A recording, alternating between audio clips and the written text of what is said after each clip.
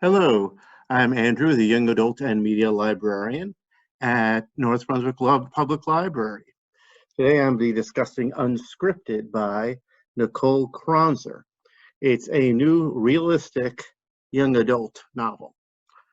This is a book that in a lot of ways is was something very exciting to me because it's partially about the world of improv comedy. Now, improv comedy, when it's best, is something very electric, and it always seems to me something that would be hard to convey on the page. But actually, I think that how could two people energetically being very silly, although not all improv is silly, I should point that out, work as a novel, and it does work, but it's really not it's really not the point of the novel.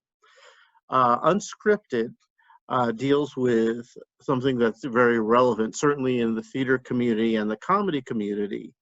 The idea that people in power might not be so kind to people who are not in power and are excited to get ahead. So I think that's something that could be very relevant to a lot of people today. All right, so this book is all about Zelda. Zelda is a teenage girl who gets this very exciting opportunity she gets to participate in a special camp during the summer up in the Rockies devoted to improvisational theater. And when she gets there, she finds that things aren't necessarily as wonderful as she might want in all regards. That sometimes it gets a little competitive. The world can be very misogynistic as well as racist and homophobic. And it really becomes a case of the people in charge aren't necessarily here to help the people who aren't in charge. But what I thought was interesting is the author, Nicole Kronzer, she has experience as an actress. She's done improv, and she definitely knows what she's talking about here. She definitely writes with authority.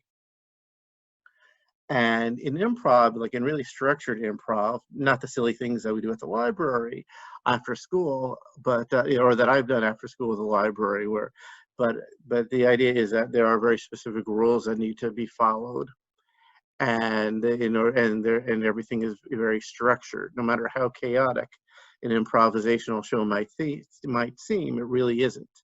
That it really does take a lot of discipline, and there are a lot of rules.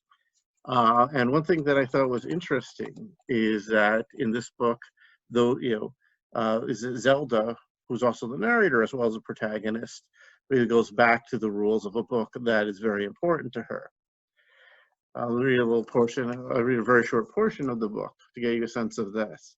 By the way, the cabins at this camp are named after famous comedians who are also improvisers. So she's at the Gilda Radner cabin. She was one of the original Saturday Night Live cast members, so she's pretty well known within the comedy community. I dragged my duffel bag, backpack, and heavy suitcase up 2 wooden steps onto the well-worn porch of Gilda Radner cabin and huffed, catching my breath. Suddenly, faced with the prospect of meeting my fellow campers, the whole improv camp thing was becoming very real. I took some slow, deep breaths, both due to the altitude and in an attempt to soothe my nerves. I thought about pulling out The Scene Must Win for advice. That was a book that has a lot of advice about and rules about improv. But I worried that it might make me look weird. Plus, I realized I had Jane Lloyd's rules of improv practically seared into my brain. Trust yourself. Trust your scene partner. Say yes. Even better, say yes and perform at the peak of your intellect. Make statements and assumptions. Raise the stakes. Balance giving and taking. Make active choices. Be in the moment. I love the rules of improv for improv, but they are also really great rules for life. The one that fit my current situation, I decided, was trust yourself. You can do this. I scanned the exterior of the cabin. It was comprised of logs stacked horizontally, and painted brown, window with wooden crossbars, and a well-used screen door. I pushed open the screen door with my free hand, my eyes sweeping around the cabin as I hauled my luggage over the threshold. There were 8 metal frame bunk beds, a single bed, presumably for our counselor, and a dresser. Along with the wide floorboards worn smooth with time, this place felt like a cabin from the old version of The Parent Trap. A giggle alerted me to the fact that I wasn't alone.